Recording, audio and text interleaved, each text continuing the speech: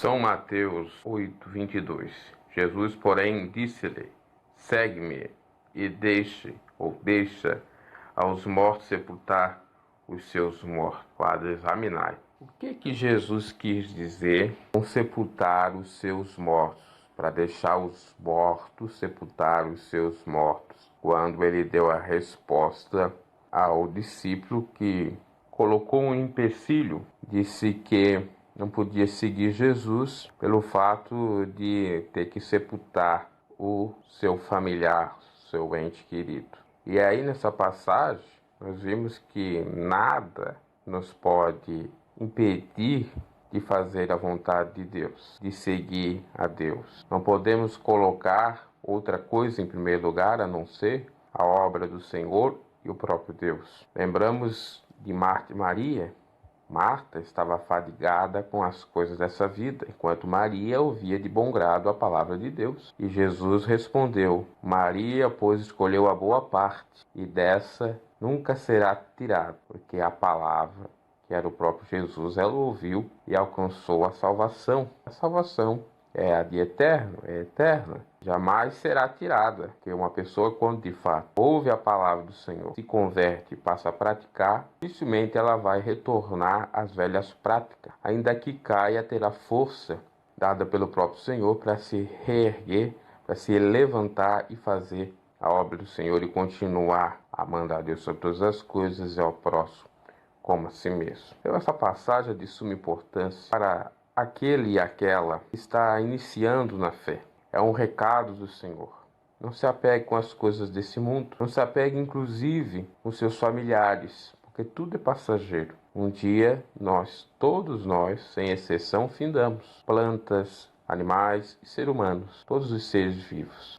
Eu fiz até um comentário no Examinar aí passado, lá dos primeiros, acerca da natureza, das montanhas, dos céus, do mar, que são com relação a nós perenes, quase que eternos, porque estão desde a criação do mundo e não se findaram, mas nós sabemos que uma hora vão se findar, conforme São Pedro nos revela, dizendo que esse mundo será destinado ao fogo, e se farão, lá em Apocalipse confirma isso, novos céus e nova terra farão, Deus fará, né? Mas pense bem, os céus e a terra aí, depois que Adão e Eva caíram do paraíso, tem aproximadamente 6.000 anos. Contar ali no Jardim do Éden, já que ele é eterno, é imprecisa, é impossível de se fazer, é infinito. Por conta do pecado é que passou a contar-se os anos, né? Aí tem estudiosos que dizem que o mundo já surgiu há 500 e 500 bilhões de anos. É incalculável na realidade.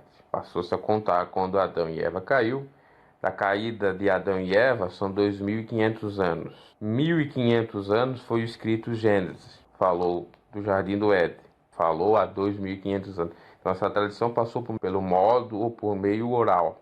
Era a oralidade, porque não tinha a escrita, a não ser a cuneiforme, né? Escrita em pedras e aqueles símbolos. Mas a escrita normal não se tinha. Eu já li quando foi feito o Pentateuco, escrito por Moisés, Gênesis, Êxodo, Números, aliás, Levítico, Números e Deuteronômio, 5 livros da Bíblia. Então temos 4.000 anos, já estamos aí a mais de 2.000 anos depois de Cristo, então 6.000 anos mesmo. E o que Jesus quis dizer com isso? Deixai os mortos sepultar os seus mortos, os mortos espiritualmente, que a palavra de Deus nos revela, Paulo falando, a carta aos Romanos, que pecado é o salário da morte. Aqueles que não aceitam a Jesus estão mortos, porque herdam o pecado de Adão.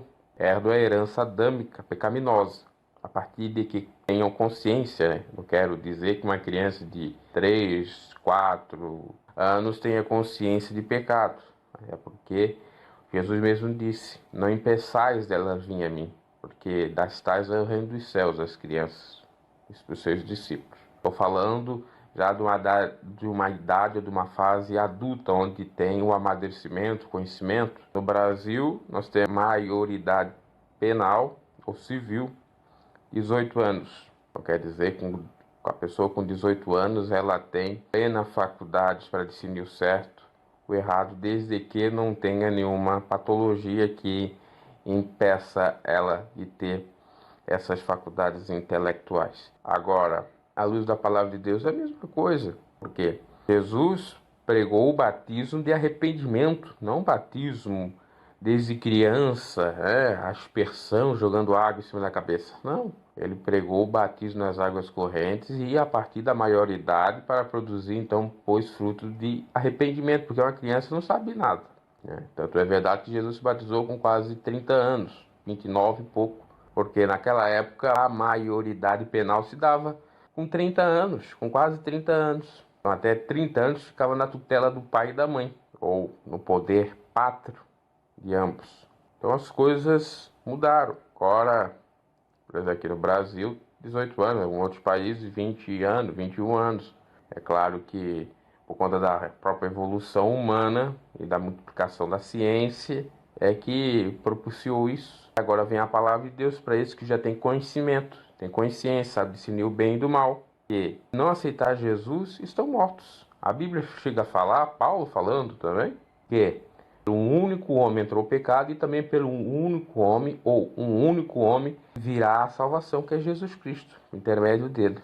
Se Adão introduziu o pecado, o único homem introduziu o pecado na geração toda, na raça humana toda, um único homem introduzirá ou introduziu a salvação, permitiu, já há mais de 2000 anos, a salvação da raça humana toda, basta aceitá-lo.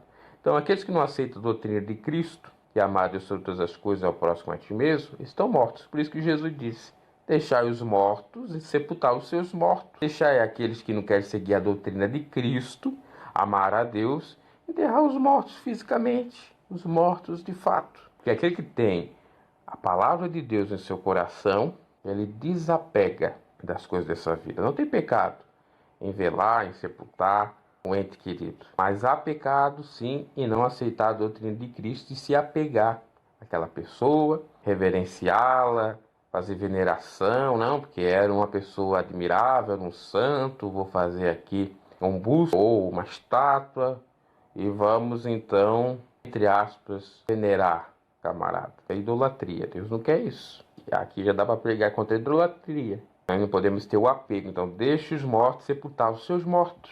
Pode sepultar, mas não pode adorar e viver para esse ente que já partiu. E tampouco viver o período de luto a vida toda. Estender esse período de luto. Você pode ter o luto, mas não pode deixar a melancolia lhe tomar conta e nem o luto o resto da sua vida, porque você tem que viver. E o viver é Cristo. E a vida com abundância. A Bíblia fala, Paulo falando aos Filipenses, o viver é Cristo e morrer é ganho. Se aquele teu ente querido morreu e aceitou a Cristo, já está com Cristo, você vai ver ele na glória. Então para que se apegar? Para que fazer veneração? E para que você ficar em luto, em tristeza, a vida toda? Se não é isso a vontade de Deus. Claro que devemos externar os nossos sentimentos, inclusive os negativos, inclusive esses que são melancólicos. No entanto, não podemos deixar isso nos dominar. Então é isso que Jesus diz nessa passagem. Segue-me. Deixa os mortos sepultar os mortos. Deixa aqueles que não querem saber da palavra de Deus. Deixa aqueles que não querem seguir a minha vontade. Que eles vão sepultar os mortos.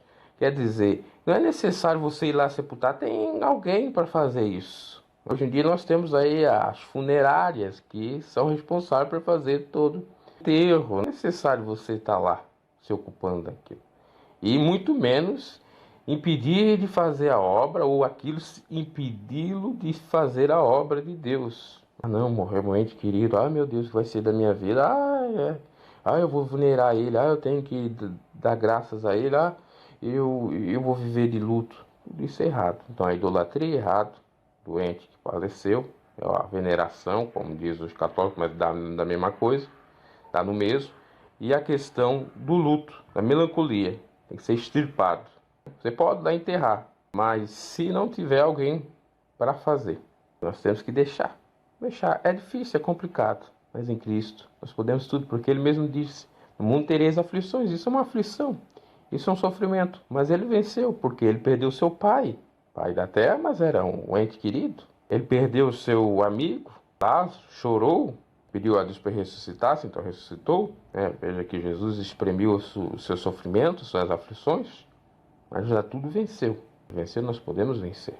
O mundo vos aborrece. E isso uma hora acaba, tudo é passageiro. Então, meus caros, esclarecemos bem o que vem a ser isso. Deixai os mortos que não têm Deus, os mortos que têm aquela herança adâmica pecaminosa, que não aceitaram a Jesus para extirpar essa herança adâmica pecaminosa, para tirar essa marca, essa pecha maligna, que é o pecado é maligno, né? E que vivem só para essa vida.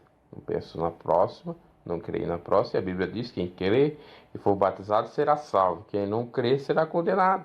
Aquele que crê será salvo não só na vida espiritual, da vida vindoura, da ira de Deus vindoura, mas dos sofrimentos, das aflições, diria eu, as, entre aspas, comuns, normais, as mais extremas, né? E se tiver a aflição, temos o refrigério, temos o alento, temos a ajuda, o subsídio de Deus. A Bíblia diz que o Senhor é socorro bem presente na hora da angústia. Então isso é promessa, se cumpre na vida daquela que é fiel ao Senhor. Não podemos ficar aí, morreu meu ente querido, o que vai ser da minha vida? Extirpe esse desespero. Se você aceitou a Jesus, se seu ente aceitou a Jesus, está tudo certo. Ele foi para a glória, você vai continuar a sua caminhada até a hora que o Senhor lhe chamar, ou pelo arrebatamento, ou pela morte mesmo física, que a morte espiritual para o cristão não existe, ele passa dessa vida para outra, para a eternidade. Como já disse, viver é Cristo e morrer é ganho, é lucro. Não tenho que se preocupar tão pouco e se desesperar ou por que se desesperar.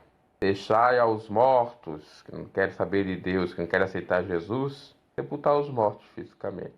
Paz e graça.